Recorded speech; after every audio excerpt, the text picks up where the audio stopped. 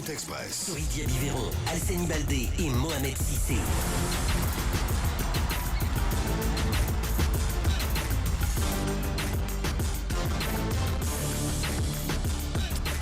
14 ans que ça dure, 14 ans que ça vous informe, 14 ans que vous la réclamez. Votre émission Foot Express fait son comeback après une trêve de 2 mois de vacances. On en avait besoin, oui, pour se vider la tête, pour se décoltiner des bagages que chacun de nous portait, pour changer les idées après une longue tempête marquée par de grosses journées pluvieuses, en parlant bien sûr de cette saison très difficile et triquée que nous avons passée, en parlant de la saison écoulée. On vous a fait vivre des émotions, on vous a donné de la joie par moments à travers des feuilletons dont on vous ressassait objectivement, feuilleton par feuilleton, épisode par épisode. C'est cela notre dada. Nous sommes des raconteurs des exploits, des suiveurs des désillusions dans le football. C'est cela aussi le charme de ce sport. Foot Express se veut un tribunal où défilent les différents acteurs qui nous rendent des comptes. On dénonce les acteurs bouffis d'ego inspirés par des passions désordonnées.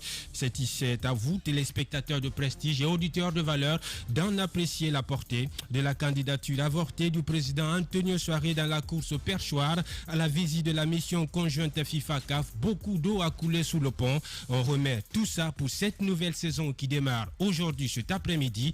Comme on le dit, on ne change pas une équation qui a toujours fait ses preuves.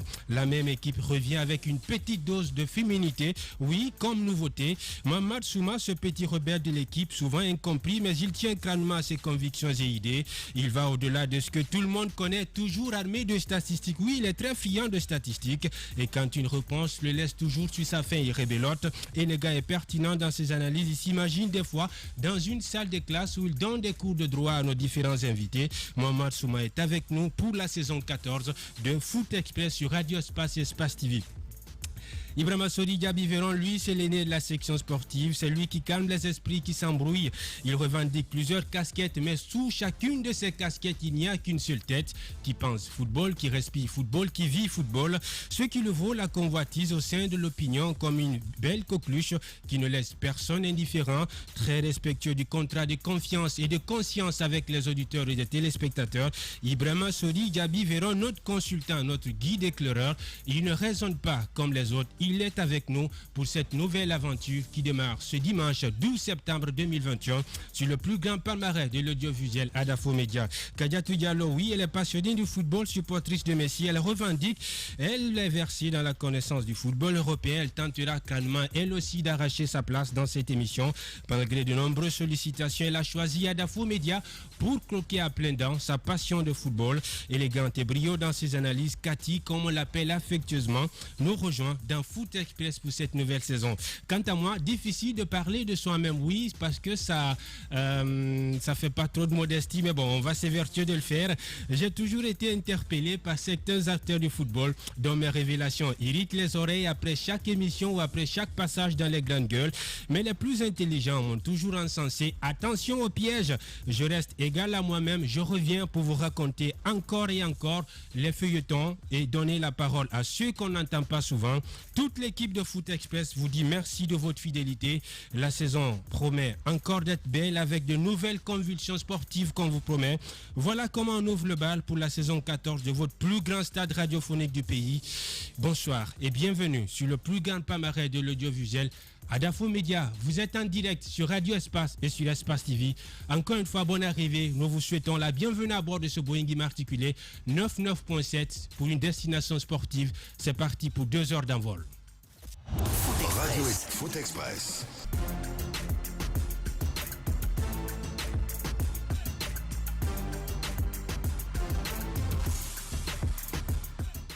Foot Express. Foot Express. Foot Express. Foot Express. Foot Express. Foot Express.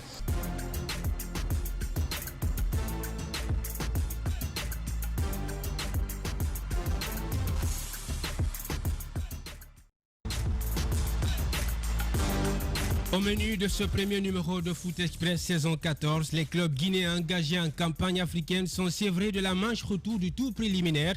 En effet, la CAF décide sans consultation préalable que les matchs allés qui se joueront en déplacement vont compter en double. Une décision aussitôt rejetée par la Fédération guinéenne de football. Dans un courrier réponse, la FEGIFOOT demande à la CAF de dépêcher des émissaires ici à Conakry pour se rassurer que la situation est bien favorable à un match retour après que les nouvelles autorités ont donné les garanties sécuritaires. Comment expliquer cette décision de la CAF? La CAF va-t-elle reconsidérer sa position alors que le Wakria affronte le Djambar FC dans quelques instants du côté du Sénégal? Aurait-elle pris la même décision contre un autre pays? Le secrétaire général adjoint, le tout promu, sera notre invité dans cette émission Foot Express. Aboubacar Debari répondra à nos questions et nous prendrons la direction du Sénégal où nous attend Mohamed Lamine Touré du site spécialisé guinefoot.info. Il nous donnera les dernières actualités du Wakria Athletic Club de Matam qui va regoûter aux délices de la campagne africaine après avoir été prématurément éliminé en 2018 par le centre de formation Salitas FC du Burkina. Mes acolytes avec moi, mes complices dans ce studio jusqu'au bord de 18h pour vous tenir compagnie. Mohamed Souma, bonsoir. Content de te revoir après 2 mois de vacances. Bonsoir Paul et bonsoir à tous. Très content également de cette reprise. Bien. Comme tu l'as si bien dit à l'entame, on ne change pas une équipe qui gagne et ensemble, on va encore apporter de la nouveauté, surtout avec la voix féminine. On portera toujours aussi haut, aussi fort et aussi loin ce groupe de presse à travers cette émission qui ne cesse de faire des révélations, qui ne cesse de donner de très bonnes analyses. Et j'espère que c'est reparti encore pour une nouvelle saison. Une nouvelle saison, oui, une saison qui promet avec notre consultant Ibrahima Sori Diaby Véron. Bonsoir coach. Bonsoir et bonsoir à tous. Content de te revoir. Très content aussi d'être dans ce studio qui m'a tant manqué. Et je pense bien que cette année, on fera encore mieux. Et parce qu'on le disait qu'il faut se remettre en cause, il faut pouvoir travailler. Et je pense bien que les batteries sont très bien chargées pour pouvoir faire une très bonne saison. Eh bien, très bien chargé. Avec nous dans ce studio, Kadiatou Diallo, Kati, comme on l'appelle affectueusement. Salut, bonsoir. Ça va, vous allez bien? Ouais, ça va très bien. Je suis contente de faire partir de l'équipe. Plaisir partagé. J'espère qu'on va faire des chiffres qu'on n'a jamais eu à faire ici. On l'espère bien. Et que je serai dans le bateau. On l'espère bien. Alors voilà les visages donc, qui vont vous accompagner tout au long de cette saison 14 sur Adafo Média, Radio Espace et Espace TV. Mesdames et messieurs, merci de votre fidélité. Vous nous suivez ici à Conakry, à l'intérieur du pays, à Boké, à Kindia, à Zérekori, à Kankan également. Merci de votre fidélité à nos différents programmes. L'international également n'est pas en marge de cette émission. Vous nous suivez également sur la toile via le site radioespaceguinée.info. Encore une fois, bonne arrivée dans votre émission Foot Express. Mohamed Kamara est à la technique, la réalisation côté radio, à la télé. Toute une équipe derrière Lamine Sidibé et Fauté également est là. Alors, on va entrer dans le vif du sujet, démarrer cette émission. Pour démarrer cette émission, Mohamed, on a tous été pris de court par cette décision de la CAF qui est tombée avant-hier. Voilà, la CAF qui prive les clubs guinéens en campagne africaine de la manche retour. Par conséquent, les matchs qui vont se jouer en déplacement vont compter double pour ces clubs africains. Comment vous avez, pour commencer, accueilli cette décision de la Confédération africaine de football? Pour le fondement légal que la CAF a trouvé, il faudrait se référer au chapitre 13 du règlement donc, de la Confédération africaine de football qui dispose dans son alinéa 2 qu'en cas de trouble de force majeure, qu'une équipe qui doit recevoir un match dans son pays, ce match a 3 possibilités, c'est-à-dire d'être joué sur terrain neutre dans un autre pays, ou alors tout simplement procéder à un match à une seule manche, comme l'a décidé la commission d'organisation de la CAF, ou alors il faudrait aussi trouver un autre terrain d'entente, c'est-à-dire on n'était pas loin de cela, mais heureusement que on a quand même cette possibilité de jouer sur un seul match, même si c'est vrai que c'est une pénalité pour les clubs africains. Il faut rappeler que cette décision intervient suite donc au coup d'État du dimanche dernier et que la CAF, la commission d'organisation de la CAF a jugé que les conditions sécuritaires pour l'intégrité des joueurs n'étaient pas pleinement remplies pour recevoir donc un match éliminatoire de barrage pour la Coupe d'Afrique, pour la Coupe, j'allais dire africaine donc de la CAF. Et donc aujourd'hui, c'est une décision que ne digère pas très bien la Fédération guinéenne de football, qui avait aussitôt répliqué pour dire que les choses s'étaient calmées et qu'il est tout à fait possible de jouer ce match ici à Conakry, qui avait même demandé à la CAF d'envoyer des émissaires pour s'acquérir des réalités donc sur place. Mais très malheureusement, encore une fois de plus, notre fédération qui passe à côté d'un rendez-vous judiciaire, comme j'aime à le dire. On a perdu plusieurs procès au niveau des instances donc du tribunal arbitral du sport. Et aujourd'hui, déjà vous accablez la Fédé. C'est une autre décision également que l'on aurait pu contester et dont on aurait pu avoir raison. Elle n'y a pour rien. Parce que moi, je trouve que quand même, la normale est revenue, je dirais, à 98% dans le pays et qu'on pouvait quand même disputer ce match à Conakry. Qu'est-ce qu'elle aurait dû faire, vous? D'abord... Parce que, à ce que je sache, elle a fait ce qu'elle devait faire. Elle a répondu à la CAF. En plus, elle a transmis toutes les garanties sécuritaires que les nouvelles autorités lui ont données. Voilà tout ce qu'elle pouvait faire. Aujourd'hui, on ne peut pas... Voilà tout ce qu'elle aurait pu faire. On ne sait pas jusqu'où il pouvait aller. Mais je reste encore sur la position sur laquelle la Fédération guinéenne de football pouvait mieux défendre ce dossier, l'intérêt des clubs guinéens, parce qu'il faut savoir qu'il y en a 3. Et que derrière donc cette défense, ça va se reposer aussi sur un calcul de coefficient par rapport au championnat. Plus on a la chance de jouer à domicile face à des équipes étrangères, on a là quand même la possibilité aussi de compter sur le deuxième homme qui est aussi le public. Et cela peut accroître également la chance de qualification. Bon, après, parlant par exemple du Wakria aujourd'hui, les statistiques ne donnent pas raison souvent à ce club de Bokeh, puisque le Wakria n'a jamais gagné en la matière dans cette compétition, en tout cas à l'extérieur. Vous vous rappelez que la toute dernière... sa deuxième expérience. Voilà, sa deuxième expérience en 2018, déjà grâce à sa position de finaliste lors de la 59e édition de la Coupe nationale.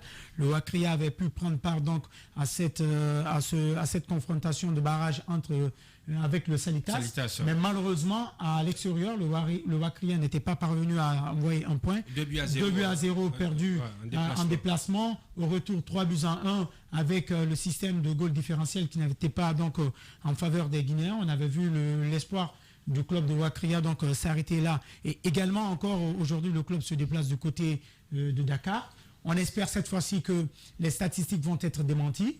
Et on les souhaite bonne chance. Bonne chance au Wakria, dont on va parler dans les instants qui vont suivre dans cette émission. Et Mohamed Lamine Touré du côté donc de Dakar va nous donner les dernières actualités du Wakria Titi Club de Bokeh qui vient fraîchement de signer un partenariat avec un club de 3e division italienne qui va promouvoir également, qui va consister à disons un échange de compétences, de services entre les deux clubs. Et le Wakria aura la possibilité de fournir un certain nombre de joueurs à la fin de chaque saison. Mohamed Lamine Touré du côté de Dakar nous en parlera davantage dans cette émission. Alors avec vous, Kadiatou Diallo, vous avez suivi cette actualité de la Confédération africaine de football qui a interdit, disons, qui demande que les matchs en déplacement soient comptés double désormais, ce qui va priver les clubs guinéens complètement de leur chance de passer au tour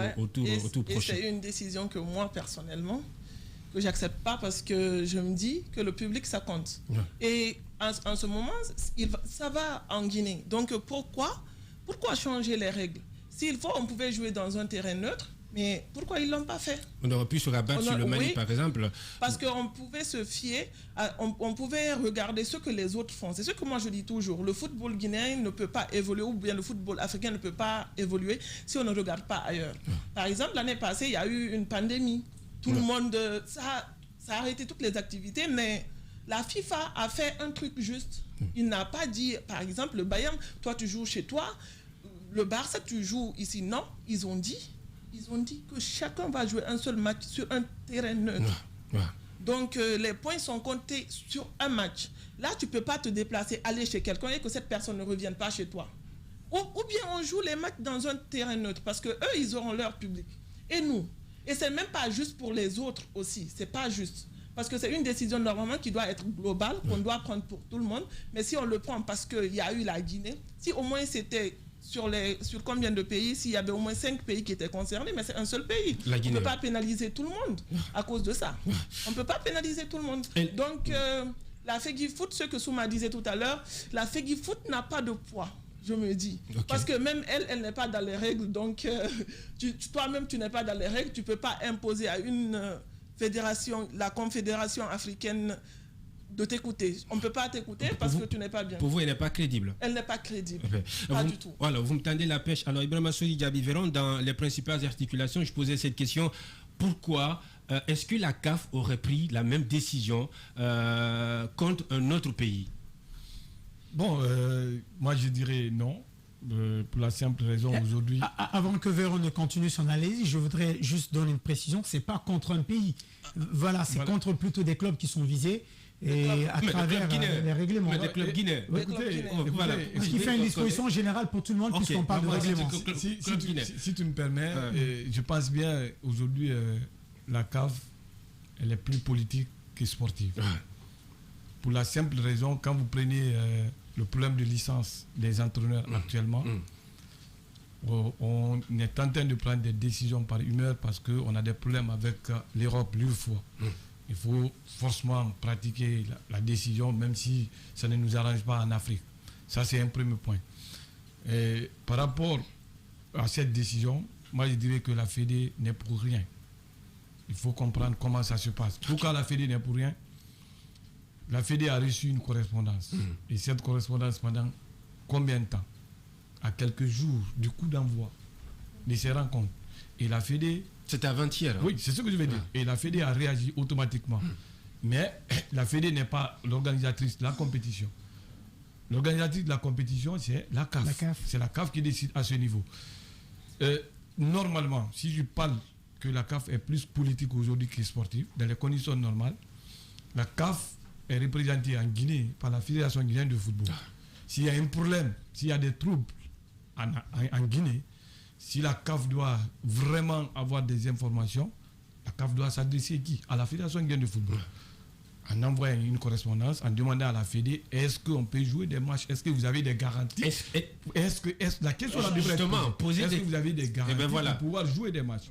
Si la Fédé dit oui, mais la Fédé, à travers les autorités, doit pouvoir donner ces garanties, comme l'organisation de la Coupe d'Afrique des Nations, des compétitions majeures. Ça n'a pas été le cas. C'est comme si la CAF attendait le bon moment pour pouvoir profiter d'une situation, la récupérer et s'imposer au club guinéen. Moi, je ne suis pas d'accord par rapport à ceux qui pensent qu'il y avait un règlement qui était là depuis. Tu parlais du chapitre 13, de tout ça.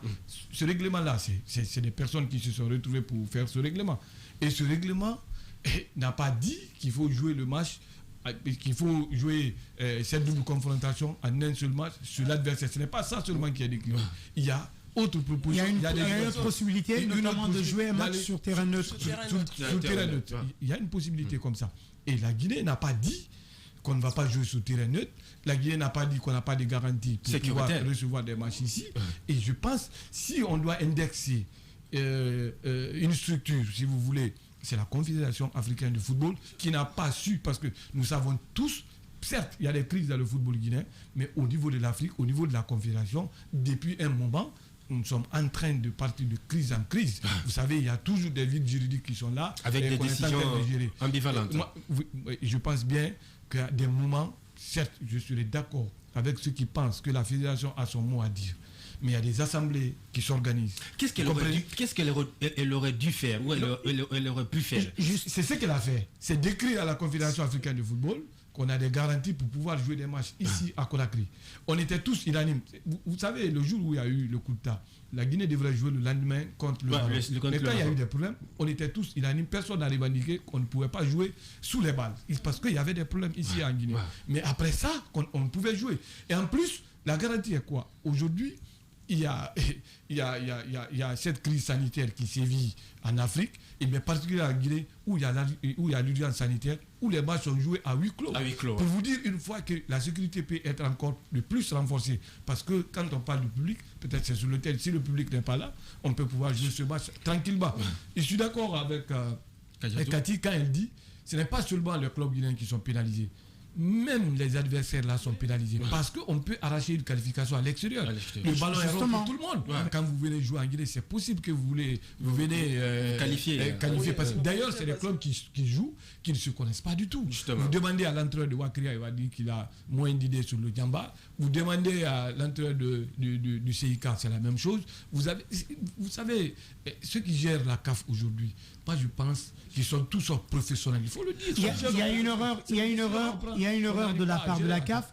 Justement, moi je continue à dire que la FEGIFOOT aurait pu porter encore loin ses efforts, justement en dénonçant ce circuit qui n'avait pas été, donc je vais dire, établi dans la norme. Si vous savez que c'est à vous que la Confédération africaine de football doit s'adresser pour s'enquérir des réalités sur le terrain, que c'est à vous de donner des garanties, si la CAF n'a pas agi ainsi, je pense qu'il y a forcément un mécanisme juridique qui fait que la FEGIFOOT pouvait encore prendre de plus dans ses efforts. Aujourd'hui, la FEGIFOOT ne peut pas refuser de jouer. Elle ne peut pas refuser, mais moi je me dis que c'est un problème qui était là depuis. Parce que si c'était un autre pays, comme on l'a dit, je pense qu'il y a un problème entre la FEGIFOOT et la CAF. Peut-être c'est à cause des problèmes internes de la FEGIFOOT, ce qui fait qu'on n'est plus fiable. Excusez-moi, c'est le terme. En tout cas, c'est une théorie peut-être. La Fédération guinéenne de football a tous les grands rendez-vous. Non, je ne suis pas en train de les dédouaner. Mais je ne veux pas faire aussi. Écoutez, si vous avez une correspondance à 72 heures d'un match, et vous savez que l'adversaire qui doit se déplacer, par exemple, logistiquement n'est pas prêt, doit essayer de faire assez de choses pour pouvoir rallier la Guinée. Vous écrivez à la Confédération africaine de football, vous pensez avoir une réponse à l'immédiat, c'est impossible. Est-ce que la Fédération guinéenne de football a dit son dernier mot? Alors, comme la CAF, on espère que c'est le cas et qu'elle va certainement amorcer quelque chose. Comme la CAF, je vais poser une question qui va compter triple.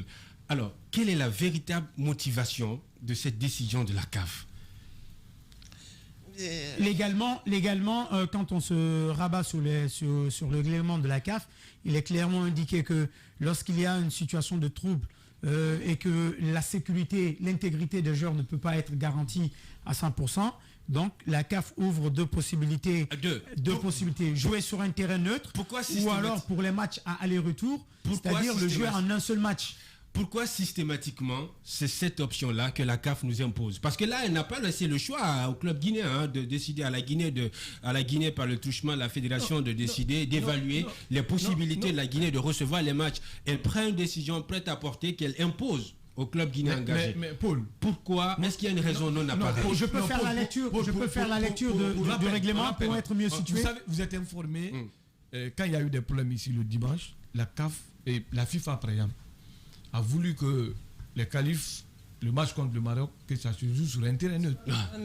La FIFA avait proposé, mais la Guinée a démarché, la Guinée a prouvé réellement que c'était impossible. Et même les Marocains n'étaient pas quand même dans la condition parce qu'ils avaient eu assez de bruit ici. Tout logiquement, ça ne pouvait pas. Et en plus, on avait demandé de changer l'ordre des matchs. Inverser, commencer par le Maroc. Même le Maroc n'a pas accepté parce que le Maroc savait réellement que ça ne faisait pas leur avantage. Forcément, le dernier match au Maroc, ça va être un match très décisif parce que ça trouve qu'on chacun connaît quand même sa position. Et ça va être très difficile. Je pense que la FIFA est restée à l'écoute. Mais pourquoi pas la CAF? Et c'est les mêmes démarches que la fédération, alors que le temps était encore plus court en ce moment que pour la CAF.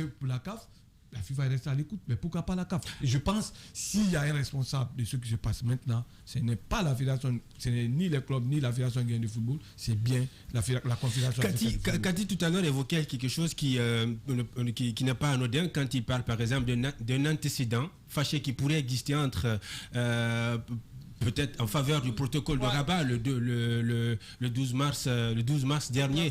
Justement, est-ce que tout cela n'a pas aussi compté dans cette décision? Je ne voudrais pas faire de rapprochement entre les deux situations parce que pour moi, c'est une situation qui est carrément différente du contexte aujourd'hui. Et même s'il y avait eu un antécédent, je ne pense pas que cela aurait pu se répercuter sur la décision de la commission d'organisation. Donc moi, je continue tout simplement à croire que faut pas oublier qu'il y a Augustin Senghor qui est le premier vice-président de la CAF. Bon, après, ce sont des théories pour moi. Mais vous savez, ces commissions parfois prennent des décisions et dont elles sont responsables. Ces commissions, souvent ça se passe comme Voilà. ça. Et Il y a une commission d'organisation des compétitions. Et dans le règlement, il est carrément indiqué que si le cas ne concerne qu'un seul pays, la commission d'organisation peut prendre la décision, j'allais dire, de faire jouer le match sur un seul volet ou alors de le faire jouer sur un terrain neutre. Bien. Donc je pense que cette entité de la CAF a dû prendre ses responsabilités. Peut-être, vous me direz que c'est en jugeant sur l'influence peut-être de M. Senghor ou je ne sais quoi, mais je ne pense pas qu'il y ait un rapprochement possible. C'est des généralités. C'est des généralités. Pas du tout. C'est des généralités. C'est au niveau de l'élaboration de ces règlements. Bien, quand c'est des généralités. Que la commission d'organisation peut prendre une décision, mais ils ont quoi se défendre.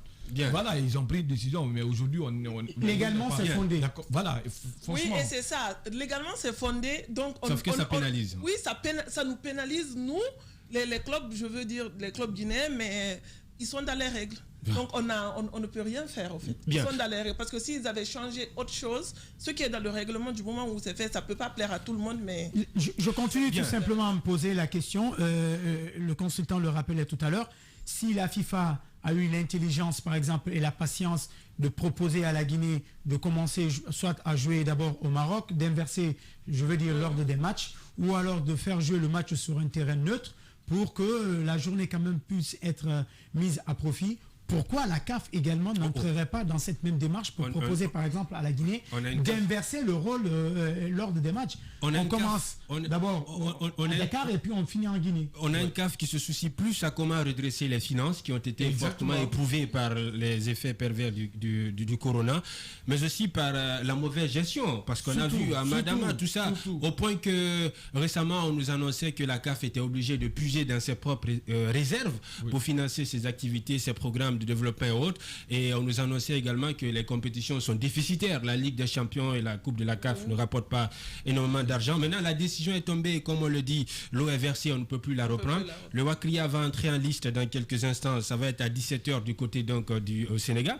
Vous, le Wakria, ça vous dit? Vous pensez que le Wakria peut passer de ce côté? Oui, moi je me dis qu'ils peuvent passer, parce que c'est un match de foot, tu ne peux pas connaître qui gagne.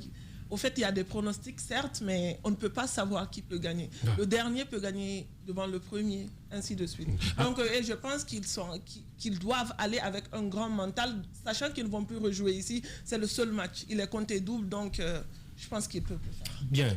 Certainement, moi, ce qui fera du bien, c'est si les clubs guinéens arrivent quand même à se qualifier, en dépensant moins, parce qu'il faut voir le côté financier. L'organisation des matchs n'est pas quand même facile. Et il faut préciser que pour le Wakria, par exemple, c'est la société Guinée Games qui a assuré le déplacement, l'hébergement également du club. Oui, voilà. Chose rare dans notre pays.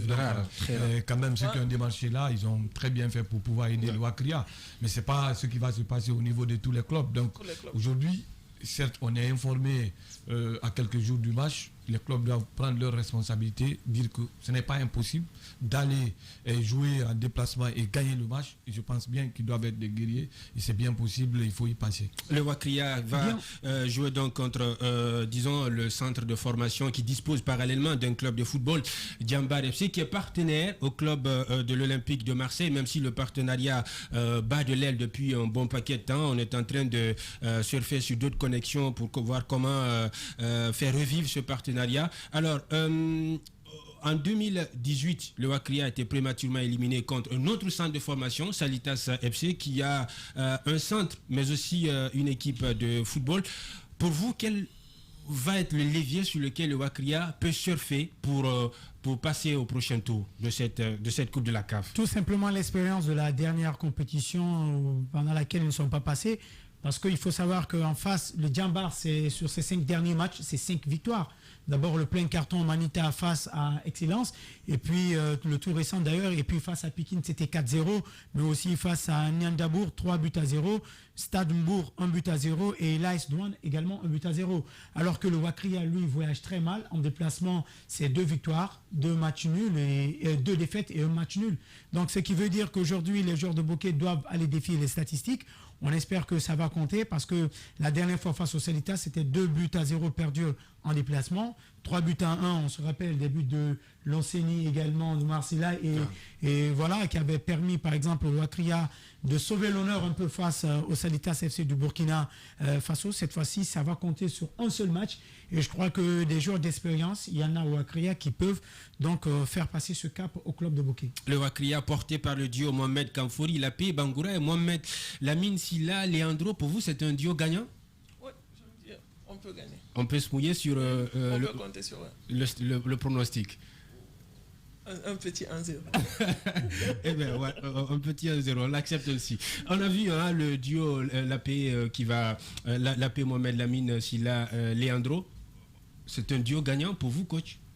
Et forcément parce que quand Mohamed rappelait peut-être les statistiques et l'historique de tout ce qui s'est passé au niveau du Wakria, je pense qu'il pouvait un peu penser aussi à l'entraîneur qui est avec cette équipe, qui a toujours eu la chance de gagner au Sénégal, et surtout que ce soit les équipes inférieures du Sénégal, que ce soit les clubs.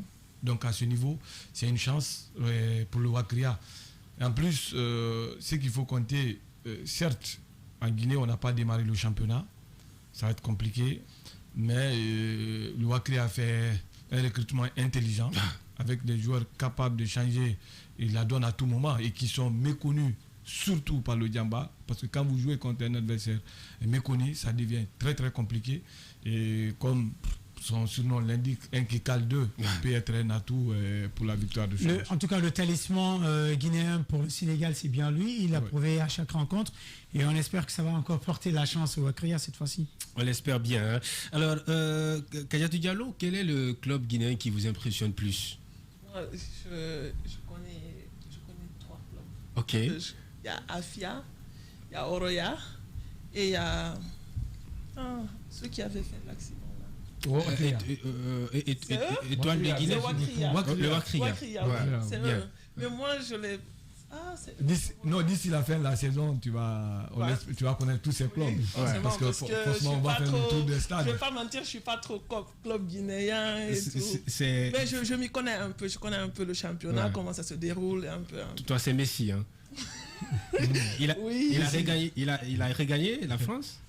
Oui, il est parti. D'accord. Déjà, tu as 3 clubs guinéens. Et il est revenu. En Ligue 1, on a 14. Donc, il te reste 11. Il faut chercher les noms des 11 ici.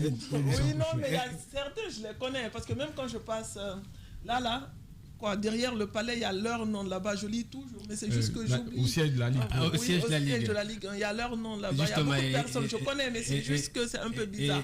Parce que même quand ils ont fait le premier prix de récompense du football guinéen, là, j'y étais, j'avais vu beaucoup de joueurs, j'avais suivi quand même. D'accord. Super. Un peu... Et bienvenue dans le Grand Bain. Wakria Titi Club, Djamba FC, Wakria Titi Club, c'est dans moins de 10 minutes du côté donc, du Sénégal. Le Wakria qui s'est fait accompagner par l'un des chargés de communication à la personne de Mohamed Lamine Touré, qu'on aura au téléphone dans quelques instants pour nous revenir sur les dernières actualités. Il y a 20 minutes, on nous annonçait le départ du club de l'hôtel pour le stade qui va abriter donc ce tournoi, qui va abriter cette rencontre. Alors, coach Véron, le fait que ça ne soit pas la paix qui est, disons, qui est participé à toute la chaîne de préparation de l'équipe, est-ce que cela ne va pas désavantager le Wakria Athletic Club? Parce que je ne le souhaite pas, je ne fais pas le prophète de malheur, mais si ça ne passe pas, certains esprits malins vont s'empresser à trouver des raccourcis, à dire bon, c'est pas la paix, l'équipe n'est pas faite à son apanage, tout ça. On va forcément trouver des raccourcis pour, disons, se dédouaner. Bon, c'est peut-être mal comprendre ce qui s'est passé. Nous qui sommes bien introduits à ce niveau du football, nous savons tous que la paix, déjà étant sélectionneur national de notre équipe nationale locale, il connaît bien les joueurs guinéens. Ça, c'est un premier avantage. Deuxième avantage, l'entraîneur qui était là, et l'entraîneur qui est là toujours, Guillaume Souma, et son assistant direct au niveau de l'équipe nationale locale. Et les dirigeants du Wakria, ce n'est pas maintenant, ils ont commencé cette négociation avec l'AP. Et l'AP restait conseiller du président depuis des années. Et au niveau du recrutement, son avis était toujours demandé. Au niveau du programme le programme des entraînements, le programme général qui est sorti, l'AP a fait sa petite touche dedans. Et quand l'équipe s'est regroupée du côté de Sangaredi, l'AP intervenait, Leandro a fait le déplacement. Le stage du côté de Yorokogia, l'AP était présent, ça a été mené par l'AP. Et ici, au stade Petit Souris, c'est l'AP qui a géré tous les entraînements, j'y étais souvent.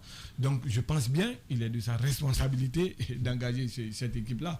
Et rien ne prouve que l'AP ne connaît pas cette équipe et dire que peut-être il est venu, il a trouvé une équipe sur place. Pas du tout. C'est un Guinéen qui a la tête d'un club guinéen avec ses joueurs guinéens.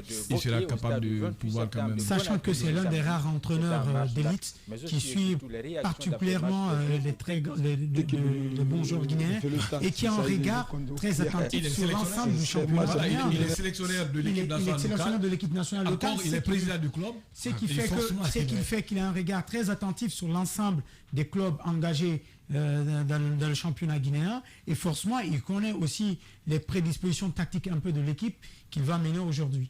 Alors, quelle va être la clé, la recette de cette rencontre? Comment est-ce qu'il faut démarrer avec des pieds dans les planchettes, et aller vite à l'abordage ou bien s'offrir un petit round d'observation? C'est très facile de dire cela devant l'écran ou sur la ligne de touche pour celui qui connaît bien la chose, qui est entraîneur. Mais après, on n'a pas trop à apprendre à des joueurs professionnels, je pense, comme ils doivent s'y prendre. Ils ont des entraîneurs pour ça. Des entraîneurs d'ailleurs dont on n'a pas cessé d'élucider les qualités. Un qui cale deux, qui est très bon dans un système défensif. Et l'AP également qui a toujours eu cette chance avec le Sénégal, en terre sénégalaise. Donc je pense qu'on n'a pas trop à les apprendre. C'est des spécialistes en la chose qui sont là aujourd'hui. On ne peut que leur souhaiter bonne chance. Et surtout, ce qui va compter, c'est le fighting spirit, c'est-à-dire l'esprit de conquérant qu'a toujours inculqué l'AP à ses troupes, quelle que soit l'équipe qu'il a eue sous sa conduite.